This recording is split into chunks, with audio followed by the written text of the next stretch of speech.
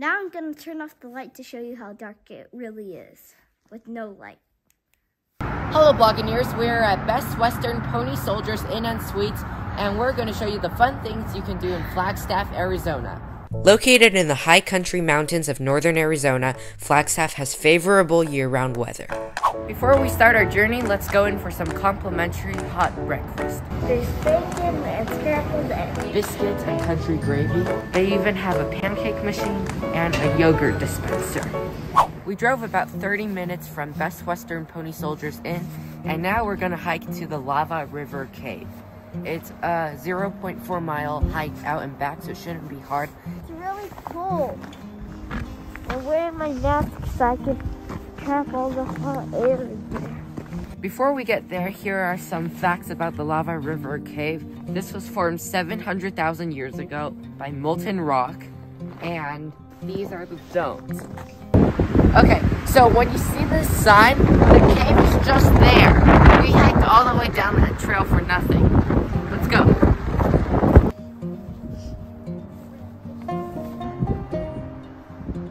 They said the rocks are super slippery, so you can twist your ankle.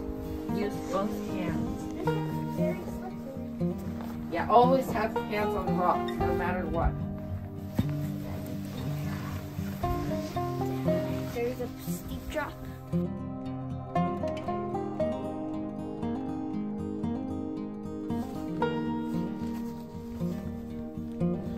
you face me? Step right there. Watch out for loose rocks, I almost tripped. Always make sure the rock is sturdy before you step down. There's another hiker in front of us and also some kids coming behind us. So this cave is not as isolated as before.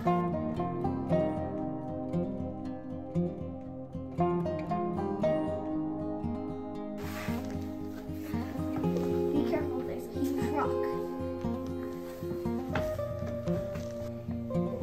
Yeah, I'll step carefully. Be careful about your head. Hey, always make sure I'm in front. I can't see if you do that. Alright, we're not sure how far into the cave we are, but the beginning was a little bit of a challenging, rocky downhill. No, it wasn't. Yes, it was. That's for you. And now it's pretty flat and easy. And also the ceiling is pretty tall. Now I'm going to turn off the light to show you how dark it really is, with no light. The ceiling is pretty low here. It went from super high to super low.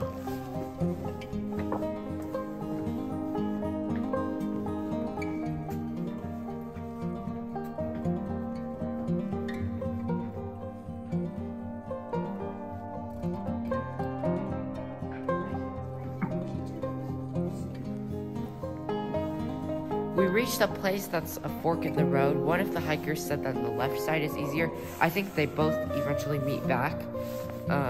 But we're just gonna turn around because we feel like we've gone far enough. But Yeah, first, that's because the people can't keep up to me.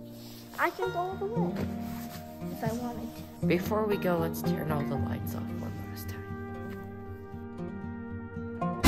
I see light at the end of the tunnel and trees. I've never been more happy to see trees. I really don't know how Brother's so fast. At this point, my left foot hurts, and he's all the way out there.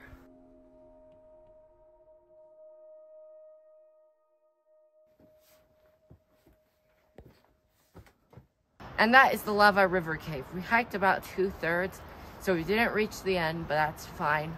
We made it out safely, and that's the good thing. And now I'm sweating. Yeah, Okay, pretty hot. some warnings before you go in. You must bring many lights. One of our lights went out while we were in there. If you don't have a light, you're basically dead unless someone rescues you. My favorite part was climbing up all those rocks. Except they couldn't keep up, or else it was pretty good. Flagstaff Extreme offers a safe, fun, physical, and unique outdoor experience in the trees. We were gonna go do the zip line and kids adventure course, but unfortunately we weren't able to due to car issues.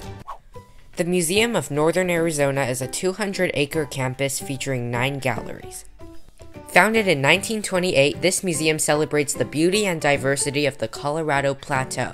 So this is a display of some ceramics that they made. So there's some bowls, pots, and then down here, this thing looks like something they might have used to grind up food, and that's a palette which you can put pigment on, and pigment is kind of like paint. These are interactive displays, but because of the pandemic, the museum provides stylus pens, which you can use instead of your finger.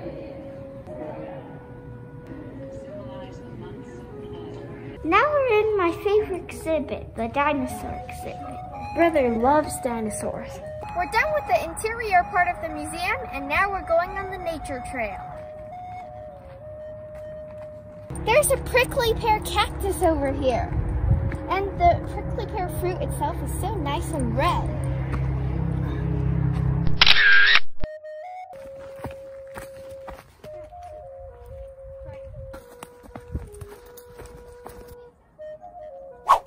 Our next stop is the 215-acre Buffalo Park, which features a 2-mile hiking loop.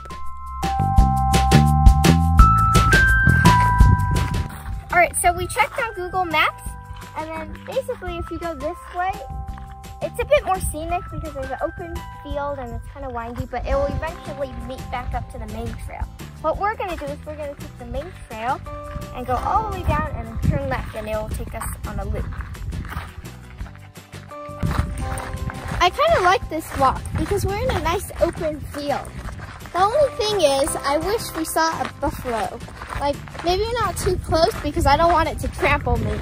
But at least one buffalo would be nice. After all, this park is called Buffalo Park. So, if we don't see a buffalo, I'm going to be disappointed.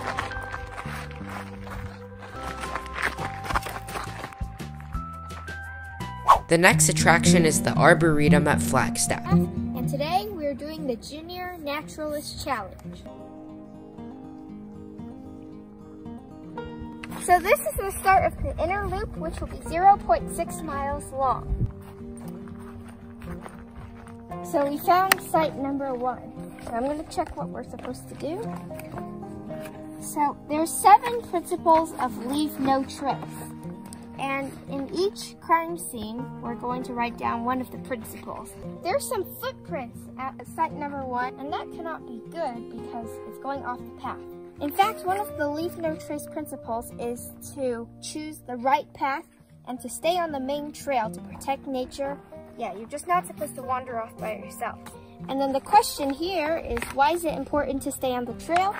Because if you wander off, you might end up harming nature, and you might also get lost as well.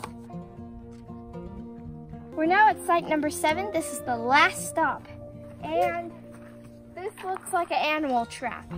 So I think what they're trying to say here is, please just respect the wildlife by keeping a distance from them and leaving them alone. Our final stop of the day is Elden Pueblo Archaeological Site. This was one of the last pueblos that was constructed at the site at about 1250. That's a long time ago. Okay, number 3 is the community room. And it's the largest room here because since it was the community room and it could have held the entire population of the Pueblo at its height of occupation. This is really cool because the native people were able to build this kind of thing. It's kind of like a concert room that we have nowadays. And then it looks like there's a fire pit in the middle, and they could have played some music here or something, and there's seating for the whole tribe. Remodeled room. All right, so these are just remodeled rooms. There's a whole bunch of text, but it's too complicated. So let's just say that these rooms were remodeled. Number 10 is more remodeled rooms. They don't really look remodeled. Number 14 is early pit houses. Pit houses are kind of like houses that are partially beneath the ground. We are at the Lowell Observatory. It's almost pitch black up here on this mountain. Normally, when this place is open, you can take a tour. Behind us, I think that's the observatory building, that white dome thing. And that's pretty much it up here. It's like... It really haunted feels like. Yeah, it just feels super scary.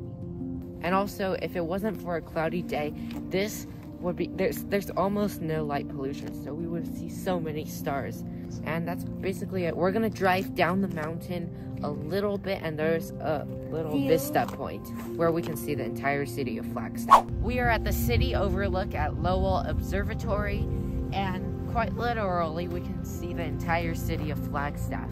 At nighttime it's all lit up, it's beautiful. Now we're gonna check into our room. We're gonna give you a tour of the King's Suite. So first is the living room. It's not often we have a hotel with a living room. Here there's a huge table, another countertop, Flat screen TV. a huge flat screen TV, Another table. and another table, 2 chairs, and this sofa converts into a queen-size bed. This is the bathroom. So inside we have the bath. Hi! Me again. I'm gonna give you a tour of the bathroom. There's a shower, bar soap, a towel. The shower is also a tub, toilet paper. There's a sink, a coffee machine, and cups, and more towels. We're now entering the second half of the room, where there's another flat screen TV, a mini fridge. This is open this side. All right, and a microwave. Wait, yeah, this is a microwave.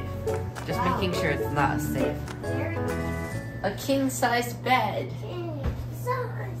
This hotel suite is super spacious, and it's central to all the attractions we're going to, so it makes a great home base. Since we're Best Western Rewards members, we got a gift bag when we checked in. Inside, there are 2 bottles of purified water and some snacks. Yes, we can bring this on the road tomorrow. Then there's a sofa, and here's the second bathroom. Hi again. Now I'm gonna give you the second tour of the other twin bathroom. There's another shower that can be a tub. There, over here, there's a shampoo, conditioner, and body wash, bar soap, towel, another mat, toilet paper. But on this one, there's one of these. What do you call it? Oh, the suitcase racks. Suitcase rack. But basically, both bathrooms are the same. It's just nice that we have 2 separate ones.